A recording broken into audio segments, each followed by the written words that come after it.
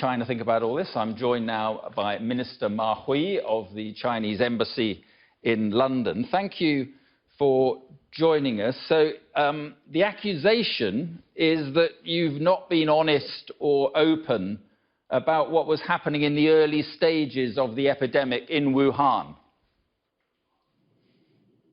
No, I couldn't accept that. But first of all, let me say this. Our thoughts are with those who lost their loved ones and also those people who are infected with the virus, perhaps including the Prime Minister. The Chinese government has been very open, transparent, and responsible in sharing the information with the world, including with the United States and many other countries. Yeah, but the official line on December the 31st was there was no clear evidence of human-to-human transmission. But we know there were more than, doctors have told us, there were more than 100 cases and 15 deaths in Wuhan between December the 12th and the end of the month. And it was still the official line in January the 20th that there was still no human-to-human transmission. But doctors were being infected and dying, and many people were being infected and dying. I think you are talking about the initial first month of the outbreak of the epidemic. To say when the first 3 cases were detected on the 27th of December, and then China ordered a lockdown of Wuhan and the Hubei province on the 23rd of January. A lot of things has happened actually during this 27 days.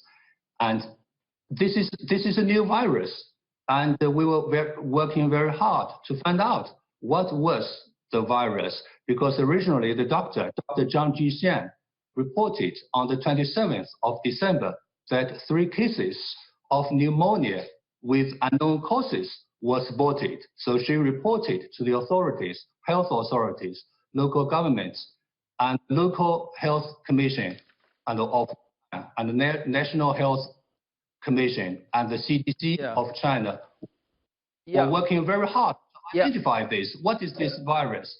So initially, they said there was limited evidence of human-to-human transmission. But when a very senior expert group from the National Health Commission was sent to Wuhan, led by perhaps the most well-known Chinese respiratory and expert, Dr. Zhou Nanshan, and then decided that it carries human-to-human transmission. But Minister Ma, your doctor, Li Wenliang, who later died from the virus, sent out a warning on the WhatsApp group on December the 30th. 4 days later, he was arrested and accused of making false statements.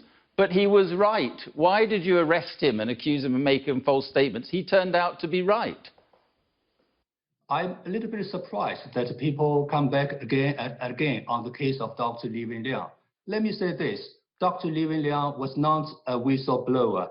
As I mentioned earlier, Dr. Zhang Jixian, a doctor of the ICU, director of ICU of the Wuhan Hospital of Chinese and Western medicine, first reported the cases and reported to the Chinese government, both locally and the national government, and the local health commissions and the central government acted upon her advice, her report, and the government sprang into action. With regard to Dr. Li Wenliang, first of all, he was an eye doctor. He was not a respiratory doctor. He was not an epidemiologist. He only he was sharing information on a WeChat group. Yes, but he was saying that there was infection. Doctors were getting infected. Doctors were getting infected, and that people were getting infected in quite large numbers. So he said there was human-to-human transmission. Let me say this.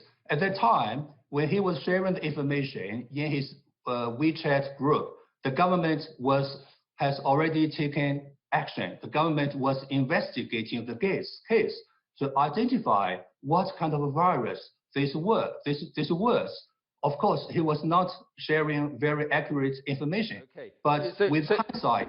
Okay, so the charge, sorry to interrupt you, but the charge is that the delay meant that the other countries around the world could not prepare and that it may have cost lives. So my other question is, why did you close travel from Hubei province to the rest of China at around Chinese New Year, but flights to places like London and Paris and Rome and New York were kept open?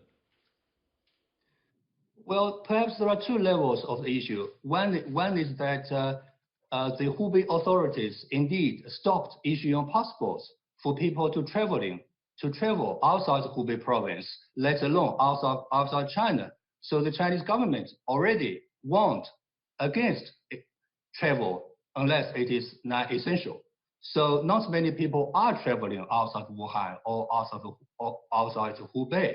On the another level, other governments could have taken actions. Actually, the United States imposed a travel ban on the 2nd of February for Chinese travelers or other travelers who went through China in the past 14 days. Right. So you cannot blame China for inaction on the part of some other governments.